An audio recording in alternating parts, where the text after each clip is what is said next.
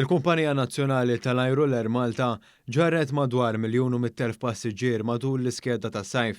Il-kumpanija qalet li l-ajruplani tagħha kienu aktar minn medja ta' 90% mimlijin f'kull titjira fil-perjodu ta' bejn Ġunju u Ottubru. Iċ-Ċermen Eżekuttiv tal-Linja Nazzjonali tal-Ajru David Kurmi sostna li dawn ir-riżultati juru li qed tintilħaq il-mira tal-kumpanija dik li tipprovdi konnettività regolari u stabbli f'kull ħin.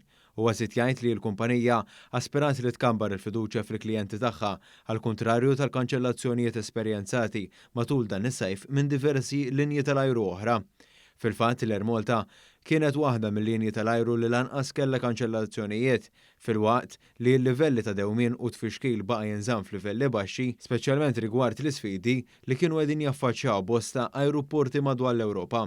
Kurmi qal ukoll li għal-ġejjieni l-Air Malta se tkompli taħdem bl-istrateġija tagħha li ttir lejn bliet Ewropej ewlenin b'mod dirett jew inkella permezz ta' diversi ftehimiet li għandha. L-Air Malta għandha wkoll il-ħsieb li fil-futur qarib ittir lejn 5 destinazzjonijiet ġodda filwaqt li tkompli topera dawk preżenti b'hekk qed jiġi stmat li jiżdiedu mal-20% tat-titjiriet tal-linja kull ġimgħa għal total ta' 155 titjira fil-ġimgħa.